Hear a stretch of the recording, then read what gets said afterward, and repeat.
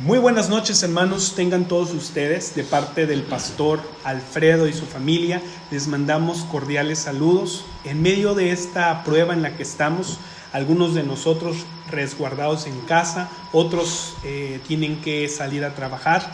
Les pedimos, hermanos, que se cuiden, estén oyendo los avisos que nuestras autoridades nos están dando.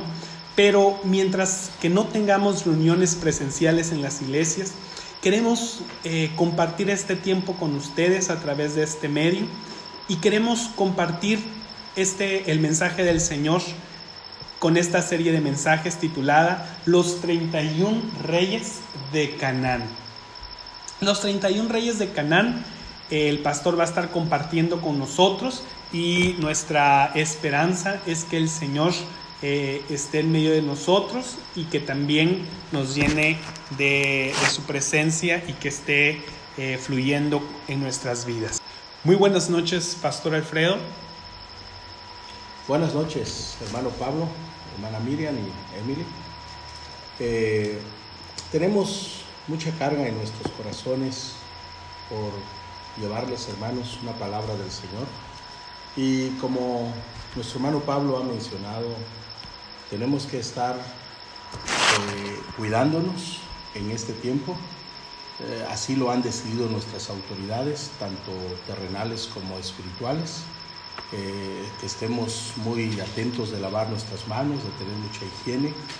Y dentro de todo esto, hermanos, que tengamos mucha confianza en el Señor. En cuanto a la pregunta de Pablo, ¿qué son los reyes de Canaán? Me gustaría que leyéramos un pasaje en el libro de Josué, en el capítulo 12, del 7 al 9, por favor.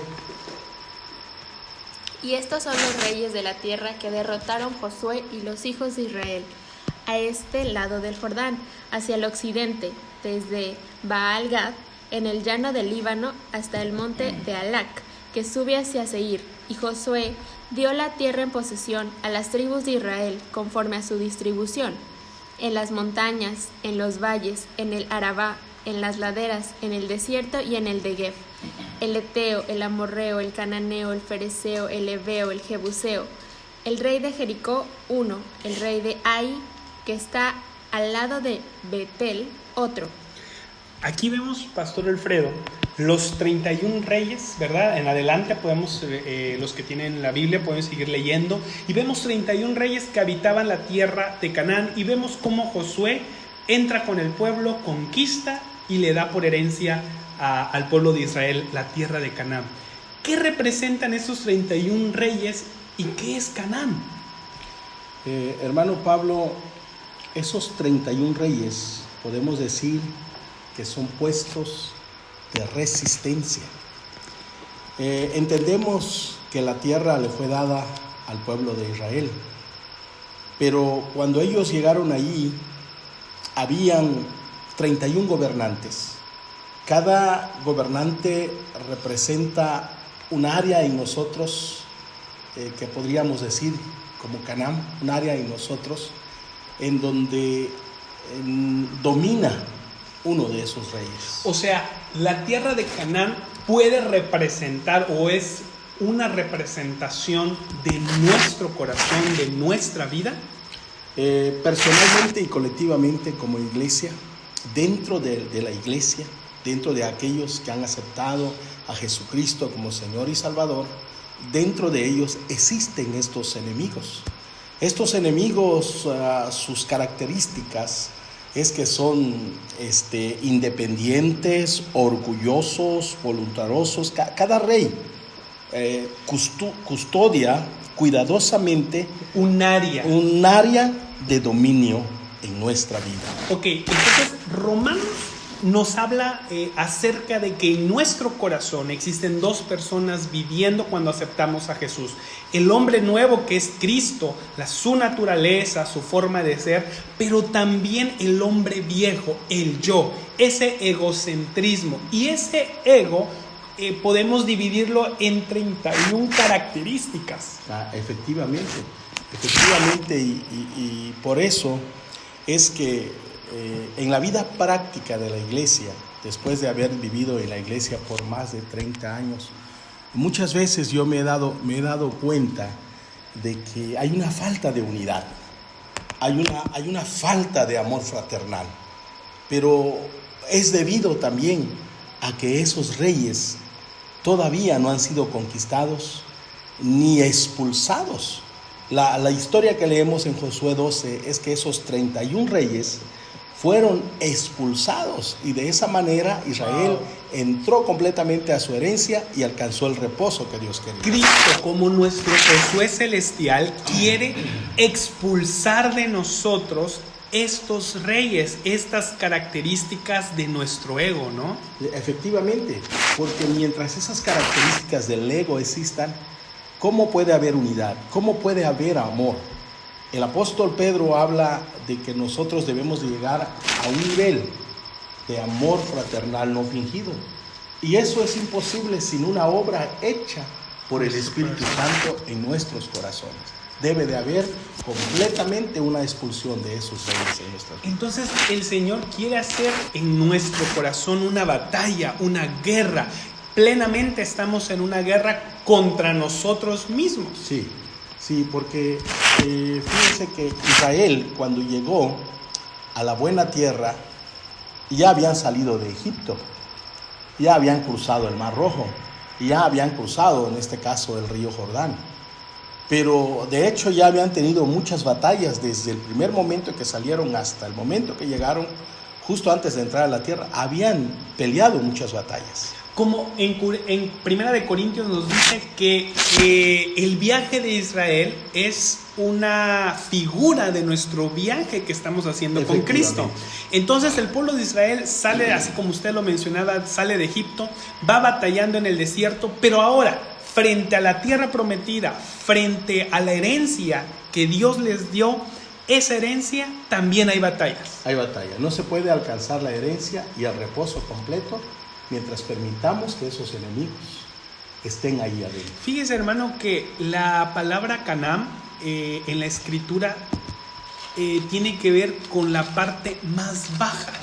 Geográficamente la tierra de Canaán, la tierra de Israel, es una tierra muy baja a nivel del mar. Entonces, tanto aquí podemos ver que el Señor lo que quiere es que disminuyamos, que seamos muertos y que la vida de Cristo vaya creciendo en nuestras vidas. Como Juan dijo, es necesario que yo mengüe, pero que Él crezca. Así es, hermano. Hay que permitir que la espada de Dios nos juzgue. Que la espada de Dios nos juzgue. La espada de Dios es su palabra. Y a través de esta serie de mensajes, nuestra esperanza es que el Señor aquí, con nosotros, en nuestra familia, pero también con ustedes, hermanos, el Señor pueda derramarse y que nos juzgue. Dejemos, hermanos, que el Señor entre a nuestro corazón y que nos juzgue nuestro corazón, ¿no? Que pese nuestro corazón y seamos verdaderamente pues salvados y que verdaderamente sean expulsados estos reyes. Que esos enemigos de la vida interior sean llevados a la cruz. A la cruz de Cristo. Solamente cuando vamos a la cruz podemos ser salvos de estos enemigos. Humillarnos, así Amén. Es. Primera de Pedro 1:22, hermana Emily, ¿nos puedes ayudar, por favor? Habiendo purificado vuestras almas por la obediencia a la verdad, mediante el Espíritu, para el amor fraternal no fingido, amaos unos a otros entrañablemente de corazón puro. Wow, qué preciosa palabra lo que el apóstol Pedro nos dice, ¿no? Habiendo purificado vuestras almas por la obediencia. No podemos llegar a expulsar a estos enemigos si no obedecemos. Si no hay obediencia, efectivamente. Okay. Y eso es lo que el Señor nos ha llamado a hacer. Josué estaba ahí junto con la iglesia para poder expulsar a esos enemigos y tomar la tierra. Ok, ¿qué rey estaremos viendo en primera instancia, hermano Alfredo? Vamos a ver al rey de Jericó, ¿sí? Al rey de Jericó, que significa la terquedad. La terquedad. Por favor, podemos ir a Josué 6:1. A Josué 6:1, por favor. Ahora Jericó estaba cerrada, bien cerrada, a causa de los hijos de Israel. Nadie entraba ni salía. qué descripción tan grande, ¿no? Nos da acá. El pueblo de Dios estaba conquistando a Jericó. Y la descripción que el Espíritu Santo deja en la Escritura es que Jericó estaba cerrada. Y no solo cerrada, sino Bien cerrada. cerrada. El concepto para una persona que está cerrada es alguien terco, alguien que decide su propio proceder. Se ha dicho que uno de los defectos más grandes del hombre es precisamente la terquedad. Es ser su propio Es jefe. ser su propio jefe. Wow. Sí. Es ocupar el trono que a Dios le corresponde.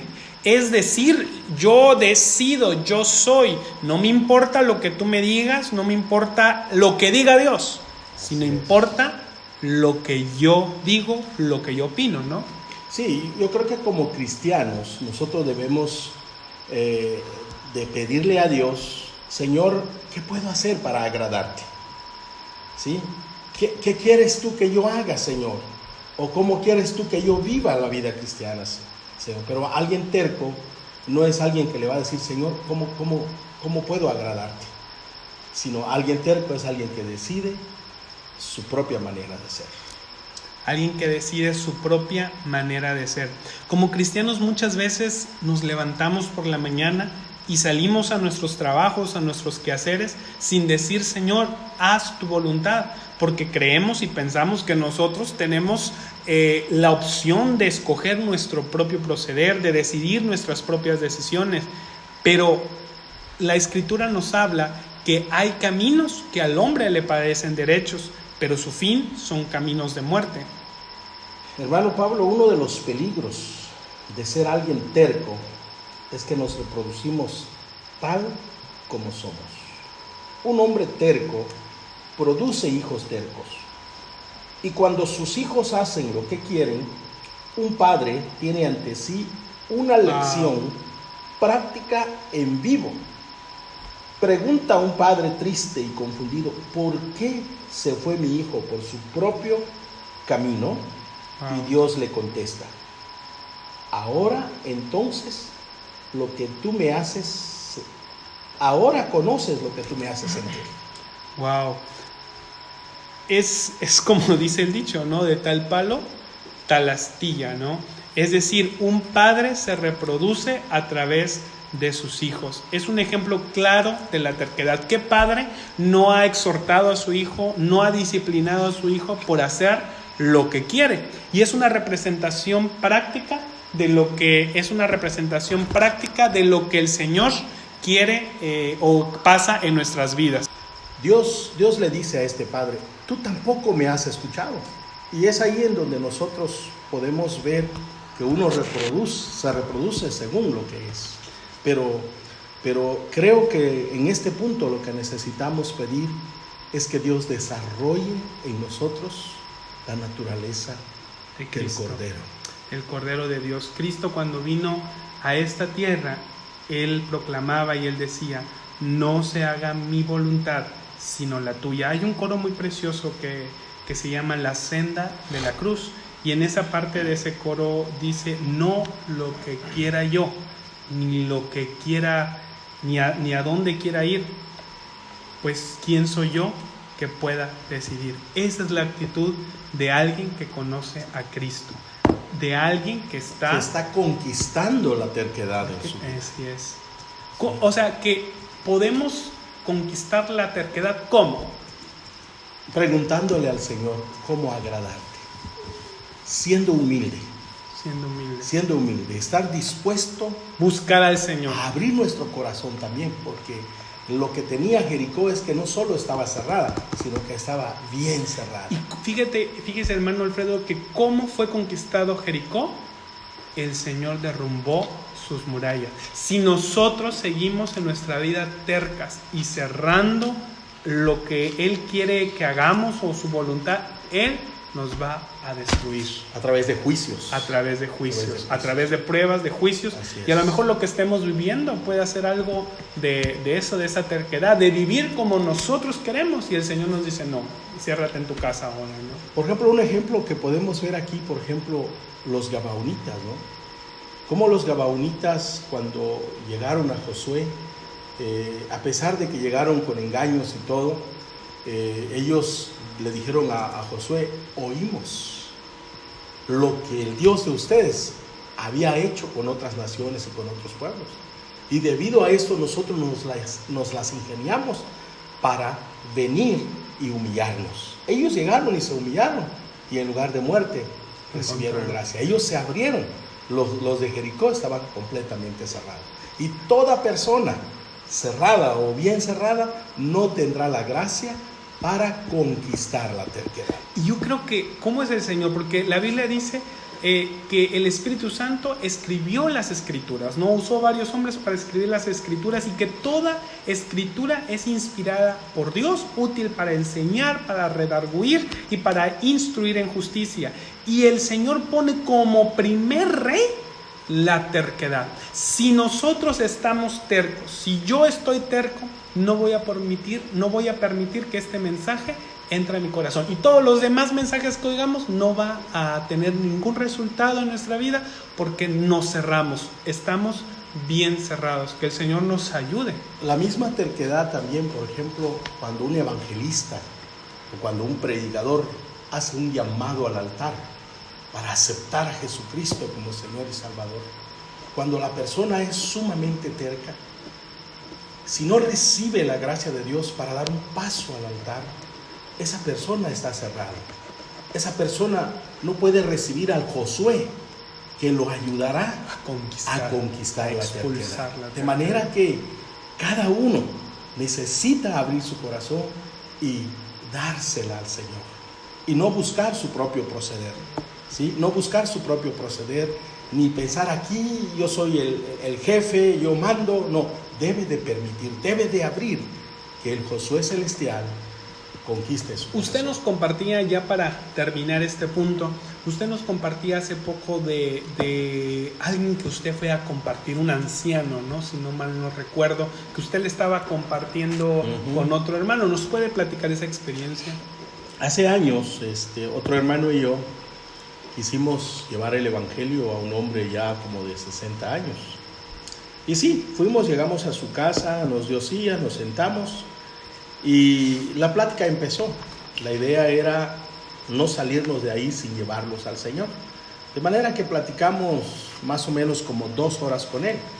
Al final de la plática, él nos dijo: todo lo que ustedes me han dicho está muy bien, pero lo que yo digo, eso es lo que es. Wow.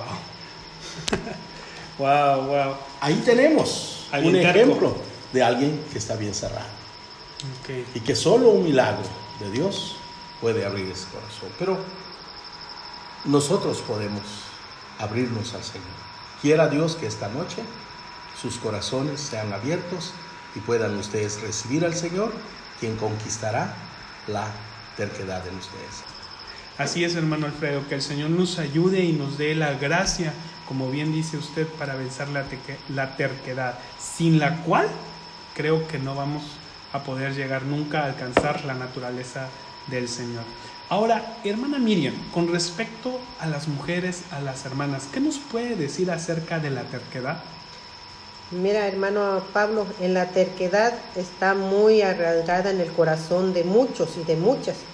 Muchas veces yo he pedido a las hermanas, a las jovencitas, que se vistan decentemente, como nos han enseñado, y muchas de ellas no han querido, su terquedad es tan fuerte que no lo llegan a hacer.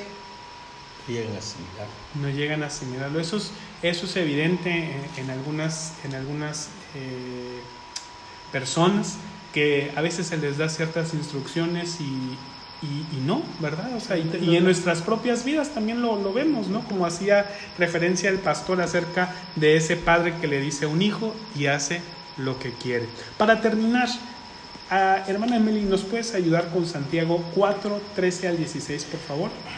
Vamos ahora, los que decís: hoy y mañana iremos a tal ciudad y estaremos allá un año y traficaremos y ganaremos, cuando no sabéis lo que será mañana, porque ¿qué es vuestra vida? Ciertamente es neblina que se aparece por un poco de tiempo y luego se desvanece, en lugar de lo cual deberíais decir: si el Señor quiere, viviremos y haremos esto o aquello. pero ahora os jactáis en vuestras soberbias. Toda jactancia semejante es mala. Que el Señor nos ayude, ¿no, hermano Alfredo? Sí, es que muchos cristianos, ¿verdad? Muchos cristianos, en lugar de buscar al Señor para decirle qué voy a hacer o qué debo de hacer o cómo voy a agradarte, ellos toman sus propias alternativas. Ellos deciden por ellos mismos. Y como lo dice Santiago, ¿no? Muchos dicen, yo haré, yo iré, pero no es así, es si Dios quiere. ¿Cuál es tu voluntad, Señor? ¿Cuál es la voluntad tuya, Señor? Así es. También un mensaje rapidísimo para terminar con esto. Muchos jóvenes hoy en día están buscando su futuro, su camino, y muchos están tomando decisiones sin preguntarle al Señor. Que esto nos ayude, hermanos, a hacer un stop en nuestras vidas, a parar nuestras vidas y preguntarle al Señor: Señor, ¿cuál es tu voluntad? Señor, ¿cómo puedo agradarte? Que el Señor nos ayude, que dejemos de ser tercos. Señor, danos la gracia. En el nombre de Jesús. Amén.